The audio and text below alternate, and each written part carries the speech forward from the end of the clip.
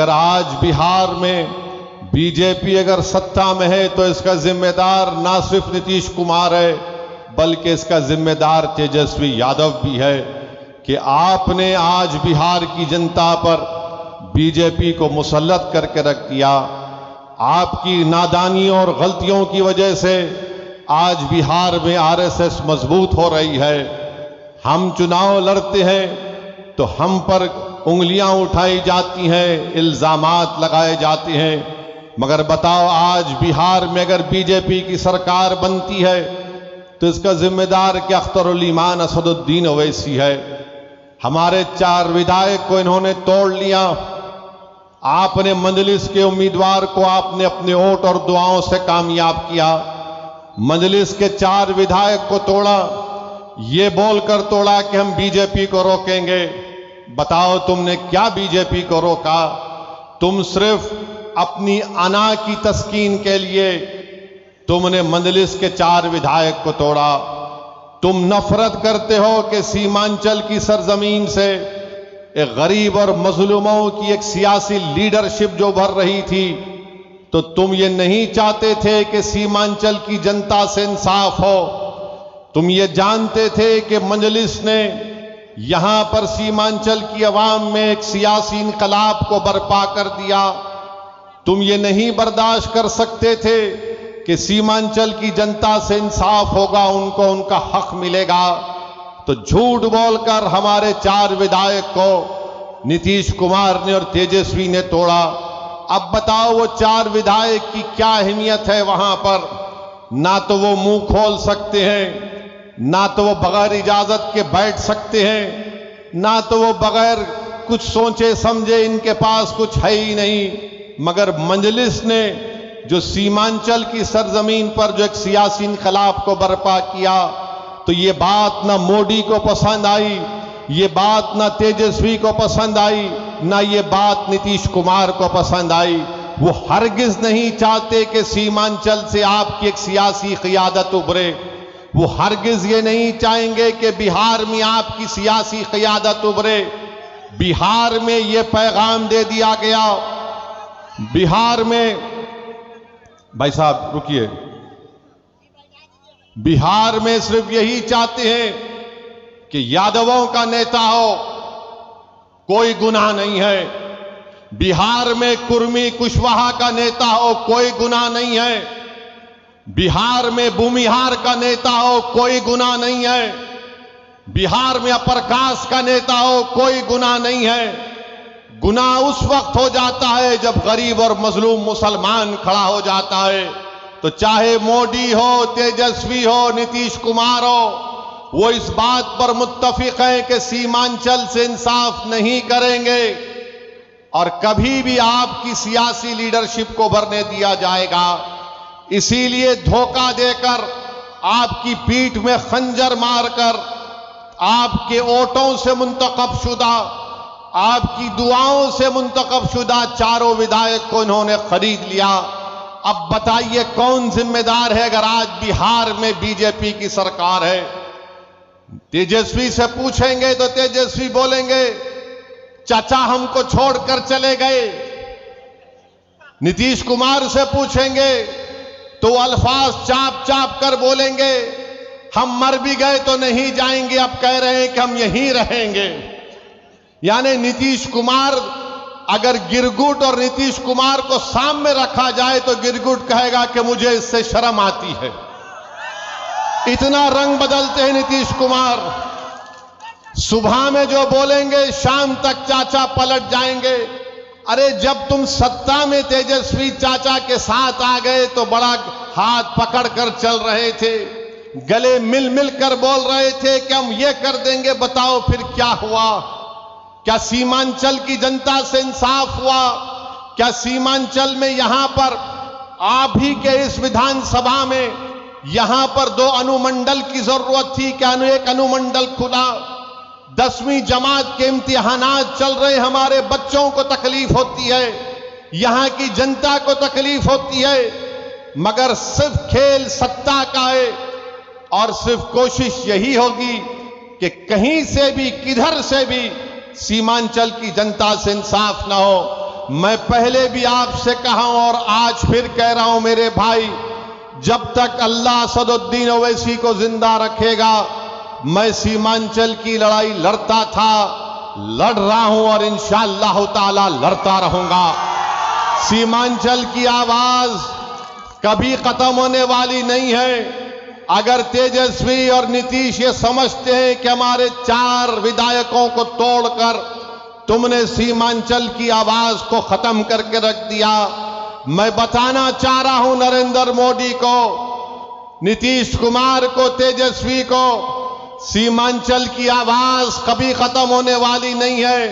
तुम तीनों इस बात को सुन लो, जब 2024 के लोकसभा के इलेक्शन होंगे तो इंशाअल्लाह ताला भारत की सबसे बड़ी पंचायत लोकसभा में सीमांचल की जनता अपने इंसाफ के लिए, अपने मान और सम्मान के लिए, अपनी गीरत के लिए सीमांचल की जनता इंशाअल्लाह ताला अख्तरुल ईमान को यहां से अपना एमपी बनाकर लोकसभा में भेजाएगी। और अख्तरुल ईमान सीमांचल जिंदाबाद का नारा लगाएगा, लोकसभा में सीमांचल के इंसाफ की बात करेगा। अरे बताओ, तुम कब तक धोखा दोगे सीमांचल की आवाम को? तुमने क्या किया? बोलते हैं कि हमने विकास किया। बताओ, वो उर्दू टीचर का मसला 2012 से चल रहा है, तुमने कौन सा विकास किया? हमको बताओ, तुमने क्या उर्दू टीचर को भर्ती किया? नहीं किया आपने। मेरे भाई, आज आप देखते हैं कि देश में, मुल्क में किस तरह का माहौल है। फिरका परस्ती अपने उरूज पर है। नरेंद्र मोदी ने भारत की राजनीति से मुस्लिम अकलियत को बिल्कुल ही दूर करके रख दिया। आपकी आवाज कहां है? बताओ, आपकी आवाज कहां पे आपको नजर आती है? ये आपने जिसको अपना एमपी बनाकर कामयाब किया, क्या आपने कभी इसकी जबान से सुना भारत की पार्लियामेंट में सीमांचल की आवाम से इंसाफ होगा? क्या तुमने कभी सुना कि इसने कभी पार्लियामेंट में उठकर एक लफ्ज कहा हो बाबरी मस्जिद का? अरे जो मुझ पर इल्जाम लगाते, मैं तुमको चैलेंज कर रहा हूं, तुम कल प्रेस कॉन्फ्रेंस करके बाबरी मस्जिद का नाम ले लो। तुम कल प्रेस कॉन्फ्रेंस करके कह दो कि 6 दिसंबर 1992 को भारत के संविधान की धज्जियां उड़ाई गई थी। नहीं बोलेंगे। क्यों नहीं बोलेंगे? बोलेंगे हम कैसे बोलेंगे? अगर हम बोलेंगे तो हमको इनका वोट नहीं मिलेगा, उनका वोट नहीं मिलेगा। अरे बताओ, जब चुनाव आ जाते हैं तो हमारे गली कूचों में, हमारे गांव में, हमारे घर पर आकर हमसे कहते हैं कि सेकुलरिज्म को जिंदा रखने के लिए आप हमको वोट दो। मैं आपसे पूछना चाह रहा हूं मेरे अजीज दोस्तों, मेरी इज्जतदार मां और बहनों, बताओ, अगर नीतीश कुमार का नाम असदुद्दीन ओवैसी होता तो तुम क्या करते? नीतीश कुमार की जगह असदुद्दीन ओवैसी ये काम करता तो इस तमाम के तमाम खड़े हो जाते। ये तमाम के तमाम ये कहते हैं कि अगर ये मर जाए तो कब्रिस्तान में इसको जगह मत दो, मगर उसका नाम नीतीश कुमार है तो तुम अपनी जबानें बंद कर बैठते हो। मैं चुनाव लड़ता हूं, तेजस्वी मिलकर हुकूमत बनाते हैं और फिर बीजेपी को बिहार में मुसल्लत करते हैं क्योंकि उनका नाम तेजस्वी है। तुम उसको कुछ नहीं बोलोगे। अरे मेरे भाई, यही तो हम आपको बताना चाहते हैं। यही इनकी नाइंसाफी है, यही इनका आपसे कोई मोहब्बत नहीं, ये नफरत करते हैं आपसे। इसीलिए हम आपसे अदबन गुजारिश करने आए हैं कि आप इस बार आने वाले लोकसभा के चुनाव में अपने वोट का सही इस्तेमाल करिए, अपनी लीडरशिप को बनाइए। बीजेपी के पास 306 एमपी हैं, एक भी मुस्लिम अकलियत का एमपी नहीं है। राजद के तो कोई एमपी नहीं है। कांग्रेस में है कितने? एक ही हैं उनके खाली 50। मगर बताओ, फिर आपकी आवाज कौन उठाएगा? कौन आपके हक के लिए लड़ेगा? कौन तुम्हारी मस्जिदों की हिफाजत की आवाज उठाएगा? कौन तुम्हारी शरीयत की मदाखलत के अगर होगी तो उसके खिलाफ खड़ा हो जाएगा? कौन अगर किसी बेफिज़बानों को अगर नाइंसाफी होगी तो कौन उसकी आवाज उठाएगा? कौन सीमांचल की लड़ाई लड़ेगा? याद रखो, सीमांचल की यह लड़ाई अख्तरुल ईमान से हटकर कोई नहीं लड़ सकता। मैं जिम्मेदारी के साथ आपसे कह रहा हूं, अगर आप मुत्तहिदा तौर पर अपने वोट का इस्तेमाल करेंगे तो इंशाअल्लाह ताला यकीनन किशनगंज से मजलिस इत्तेहादुल मुस्लिमीन का उम्मीदवार आपके दुआ और वोटों से यहां से मेंबर ऑफ पार्लियामेंट बनकर इंशाअल्लाह ताला जाएगा। बीजेपी अब खुलकर कह रही है, देश के प्रधानमंत्री तो अब तो बड़े पुजारी भी बन चुके हैं वो, माशाअल्लाह से हर चीज वो कर लेते हैं। माने कहां कहां आप देखते हैं, अब वो कह रहे हैं कि 370 सीट पर जीतेंगे। मेरे भाई, क्या ये नाम निहाद सेक्युलर पार्टियां रोक पाएंगी बीजेपी को? क्या ये रोक पाए 2014 में? मैं जब सवाल करता हूं 2014 में हमने कितने पार्लियामेंट की सीट लड़े? 2 लड़े। 2019 में हम 3 लड़े। भारत की पार्लियामेंट में 540 लोकसभा की सीटें हैं, मगर हर एक की जबान पर क्या होता? ओवैसी है, ओवैसी खड़ा हो गया। इनको मेरे इलेक्शन लड़ने से ज्यादा इस बात का इनको डर है कि ये आज खड़ा हो रहा है तो कल ये हजारों लाखों को हमारे खिलाफ खड़ा कर देगा। इसीलिए इनको डर होता है। ये नहीं चाहते कि कोई इनके सामने खड़ा हो। वो सब के सब यही चाहते हैं कि तुम सिर्फ दरी बिछाओ, तुम इनके घर में जाओ तो अपनी चप्पल और जूता उतार कर सर को झुकाकर नीचे बैठ जाओ। मैं तुमसे कह रहा हूं मेरे भाई, भारत का संविधान सबको बराबरी का हक दिया है। हम ना किसी के सामने झुकेंगे, ना किसी से भीख मांगेंगे। संविधान ने जो कहा कि बराबरी मिलनी चाहिए, इंसाफ होना चाहिए, यही लड़ाई मजलिस इत्तेहादुल मुस्लिमीन लड़ रही है। तो ना ये बात मोदी को पसंद आती है, ना ये बात तेजस्वी यादव को पसंद आती है।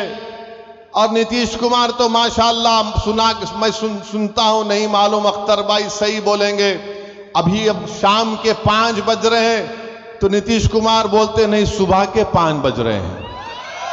नहीं मालूम, ऐसा कुछ सुनने में आया, नहीं मालूम, ऐसा कुछ सुनने में आता है। सच क्या है झूठ क्या है मुझे नहीं मालूम, मगर मेरे भाई, मेरे बुजुर्गों, मेरी इज्जतदार मां और बहनों, देश में जो माहौल पैदा किया जा रहा है, इस माहौल को रोकना है आपको। इस माहौल को आप सिर्फ जज्बाती तकारीर और नारों से नहीं रोकेंगे। इस माहौल को अगर आपको रोकना है तो आपको अपनी लीडरशिप को मजबूत करना पड़ेगा। ये जो नफरत का माहौल पूरे देश में पैदा कर दिया गया कि अगर कोई तकरीर करता है मौलाना, कोई शेर पढ़ता है मौलाना, तो उठाकर उसको जेल में डाल दिया जाता है।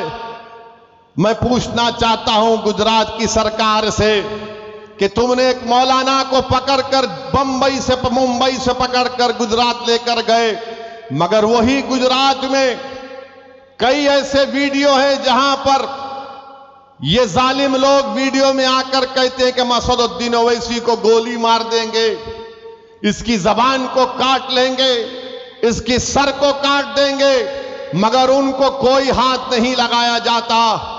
मगर कोई एक शेर पढ़ देता है तो उस अशार के गलत माने निकालकर मुंबई से मौलाना को लेकर चले जाते हैं। 3-3 मुकदमे उन पर बुक कर दिए जाते हैं। मगर हम बीजेपी के लोगों से कहना चाह रहे हैं, तुम क्या कर सकते? तुम सिर्फ जानी तो ले सकते हो ना, तुम जानी तो ले सकते हो और क्या कर सकते हो? अगर मेरे मुकद्दर में जो लिखा अल्लाह ने लिख दिया वो तो पूरा होकर रहेगा, मगर जब तक हम जिंदा रहेंगे हम बातिल को बातिल कहेंगे, हम बातिल से समझौता नहीं करेंगे, हम बातिल को खुश करने के लिए अपनी पॉलिसी को लचकदार नहीं बनाएंगे। हमारा काम यह है मेरे अजीज दोस्तों और बुजुर्गों कि हम हक को कामयाब करें, और हक की कामयाबी का राज आपका इत्तेहाद है। याद रखिए, कब तक आप सेकुलरिज्म के नाम पर ठगे जाएंगे, कब तक आप सेकुलरिज्म के नाम पर इनको वोट देंगे और वो बीजेपी को बिहार में सत्ता देंगे? मैंने 2015 में भी कहा था तुमसे, मगर तुमने मेरी बात का यकीन नहीं किया। मैंने 2019-20 में भी कहा था, मगर आपने मेरी बात को नहीं समझा। कम से कम अब तो समझ जाओ। याद रखो, तुम अपने मुकद्दर के फैसले कर सकते हो। तुम में इतनी ताकत है कि मुस्तकबिल में तुम्हारे हक में जो फैसले लिए जाएंगे तुम खुद उसको कर सकोगे। अगर आज आप मुत्तहिद होकर अपने वोट का इस्तेमाल नहीं करेंगे तो नुकसान आपका होगा, नुकसान सीमांचल की गरीब जनता का होगा। ये आवाज को उठना चाहिए मेरे अजीज दोस्तों और बुजुर्गों। आप देखते हैं कि भारत की पार्लियामेंट में हर मसले के ऊपर मजलिस इत्तेहादुल मुस्लिमीन के अरकान पार्लिमान अपनी आवाज को उठाते हैं। किशनगंज में अलीगढ़ मुस्लिम यूनिवर्सिटी का मसला मजलिस के एमपी उठाते हैं। मसाजिद का मसला 500-600 साल की मेहरौली की मस्जिद को शहीद कर दिया गया। क्या आपके किशनगंज के कांग्रेस के एमपी ने मुंह खोला? नहीं बोल सके। किसने बोला? मजलिस इत्तेहादुल मुस्लिमीन ने उसकी आवाज उठाई। आप देखते हैं बिल्किस बानो का मसला हुआ, किसने पार्लियामेंट में उसका मसला उठाया? मजलिस ने उसको आवाज उठाई इंसाफ के लिए। तो मेरे अजीज दोस्तों और बुजुर्गों, मेरी आपसे सिर्फ यही अपील है कि आने वाले लोकसभा के चुनाव में आप मुत्तहदा तौर पर एक अच्छा फैसला लीजिए। हम भी नहीं चाहते कि बिहार में बीजेपी और नीतीश कुमार के एमपी कामयाब हो जाएं। हम तो शुरू से कोशिश कर रहे हैं रोकने की, मगर जो लोग आपका वोट लेकर मोदी के गोद में बैठकर चाय पीती है, कभी आप इनसे भी तो पूछो कि तुमने हमारा वोट लेकर तुमने कैसे बीजेपी को सत्ता दे दी बिहार में। मेरे अजीज दोस्तों और बुजुर्गों, आप देख रहे हैं कि कैसे किस तरीके से कभी हमारी मसाजिद को निशाना बनाया जाता है, कभी शरीयत ने मदाखलत की बात की जाती है। उत्तराखंड में यूनिफॉर्म सिविल कोड का एक नाम से एक बिल ला लिया गया, वो यूनिफॉर्म तो है ही नहीं। अब नहीं मालूम नीतीश कुमार क्या करने वाले हैं। बीजेपी के साथ मिलकर बैठे हैं। यहां पर फसाद हुआ था 1 साल पहले, 100 साला मदरसे को जला दिया गया। मैं तुमसे पुकार पुकार कर कह रहा था, कहां है वो सेकुलरिज्म के दावे करने वाले? कहां है तेजस्वी यादव? जब 100 साल के मदरसे को जला दिया गया, कोई आवाज नहीं उठी। एक 12 साल के बच्चे को सीवान में पकड़कर उसको 8 दिन जेल में डाल दिया गया, किसी ने आवाज नहीं उठाई। मैं कह रहा था, पुकार रहा था। मेरे भाई याद रखो, अगर तुम्हारे लिए कोई लड़ने वाला नहीं होगा तो जुल्म जारी रहेगा। हमारे वतन अजीज की हकीकत यही है कि जब तक तुम्हारी आवाज नहीं होगी तुम्हारा कोई पुरसाने हाल नहीं हो सकता है। जब तक तुम्हारा नेता नहीं होगा कोई तुम्हारा काम नहीं कर सकेगा। आप बताइए, इतनी बड़ी तादाद में सर्वे हो गया, का सेंसस हुआ, जो अख्तर भाई ने मुझे यहां पर बताया कि इतना बड़ा सर्वे यहां पर हुआ सुरजापुरी बिरादरी का। अख्तर भाई ने बताया कि सुरजापुरी बिरादरी 24 लाख है और उनको नौकरी मिलनी चाहिए 38,000 के करीब, और उनको नौकरी मिली सिर्फ 15,350। क्या सुरजापुरी भाइयों ने कि फिर फैसला कर लेंगे कि तुम इनको वोट दोगे?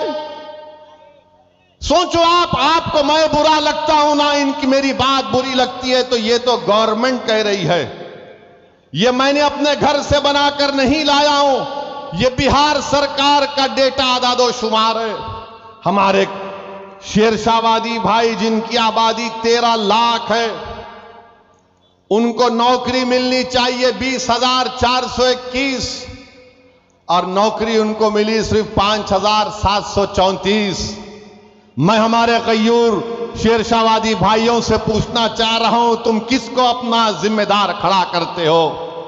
मेरे भाई, कुलैया भाइयों की आबादी 12 लाख है, उनको नौकरी मिलनी चाहिए 12,904 और नौकरी मिली 6,750। अब कौन क्या करोगे तुम?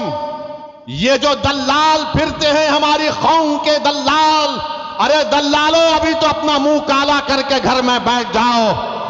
बरसों से धोखा दिया गया है, बरसों से धोखा दिया गया। ये मैं नहीं कह रहा हूं, बिहार सरकार कह रही है। सुरजापुरी बिरादरी को नौकरी नहीं मिलेगी तो सेकुलरिज्म की कामयाबी है। शेरशाहवादी को नौकरी नहीं मिलेगी तो क्या मोदी को रोका जा रहा है? कुल्हिया बिरादरी को हिस्सा नहीं मिल रहा है मगर तेजस्वी मुख्यमंत्री बनेगा? अरे शर्म करो, अपने बाप का नाम मिटिया मिलीत मत करो।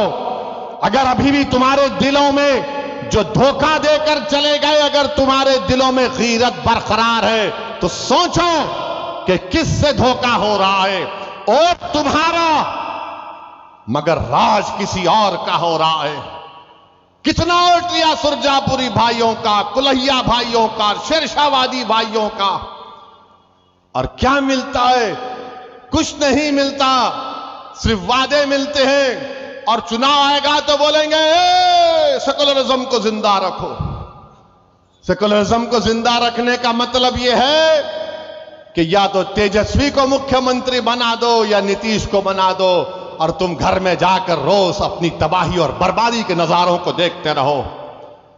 चुनाव आएगा तो बोलेंगे ओवैसी वोट काटने आया है, इसको वोट मत दो। तो इसका मतलब यह है कि सीमांचल में नाइंसाफी जारी रहे, लाखों एकड़ जमीन पानी के बहाव में कट जाए, किसानों को उनका हक ना मिले, हमारे बच्चे और बच्चियों को स्कूल और कॉलेज ना मिले। मेरे भाई, ये सच्चाई आपको बयान कर रहा हूं। इसीलिए तो सब के सब हम पर गाली लगाते हैं, हम पर इल्जाम लगाते हैं। मैं सच्चाई को तुम्हारे सामने बयान कर रहा हूं। मैं पोआखाली की जनता से और बहादुरगंज की जनता से अपील करने आया हूं, ठाकुरगंज की जनता से अपील करने आया हूं कि आप अख्तरुल ईमान को मजबूत करिए। जब मैं ये कह रहा हूं, सुनिए, मैं ये नहीं कह रहा हूं कि अख्तरुल ईमान की जात को मजबूत करो। मैं तुमसे नहीं कह रहा हूं कि ओवैसी को मजबूत करो। मैं ये कह रहा हूं कि अपने आप को मजबूत करो। और मजबूती कैसे होगी? जब आप अपने वोट का सही इस्तेमाल करेंगे। आप देख नहीं रहे कि कितने बड़े बड़े नेता कांग्रेस के बीजेपी में चले गए।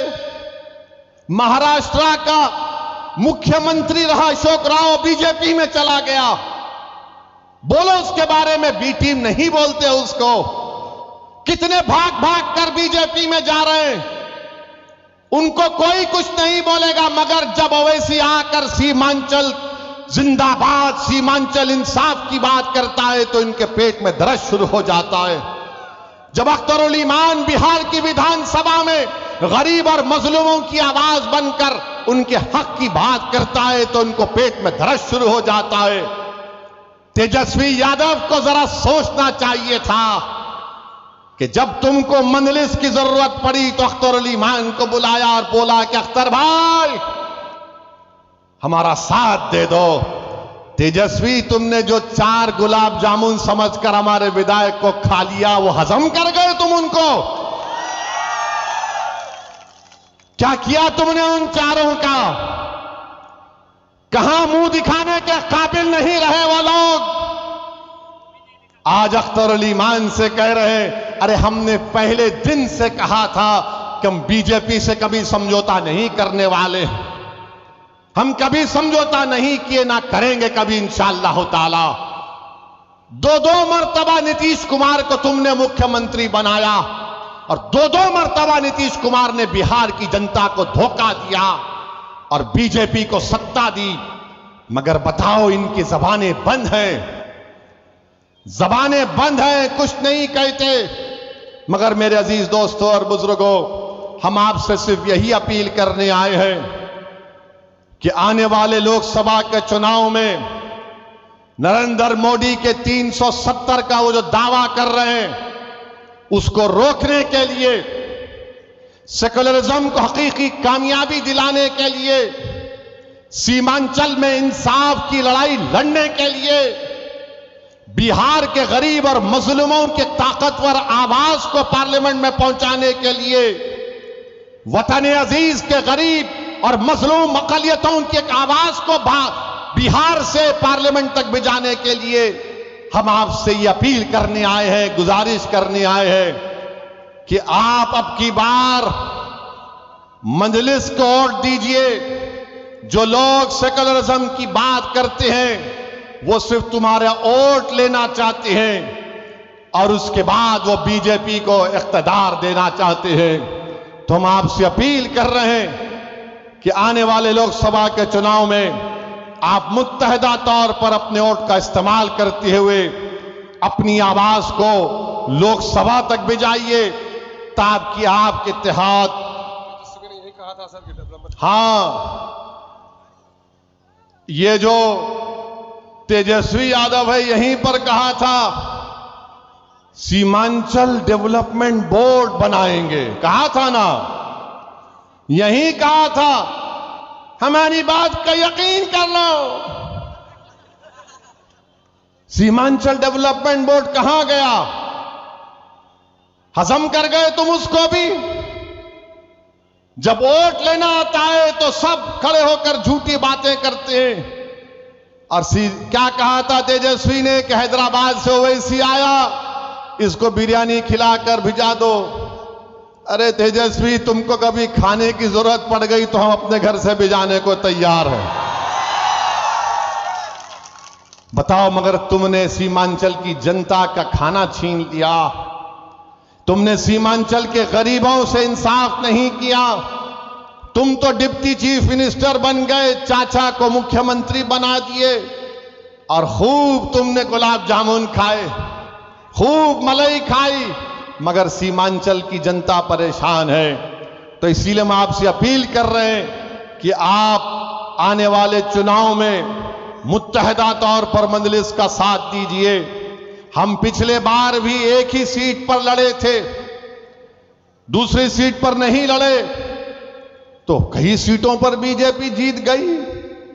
मगर अब की बार इंशाअल्लाह ताला किशनगंज भी लड़ेंगे और भी कई पार्लियामेंट की सीट पर इंशाअल्लाह ताला हम सोच और विचार कर रहे हैं, क्योंकि हम जान चुके हैं कि तुम बीजेपी को नहीं रोक सकते।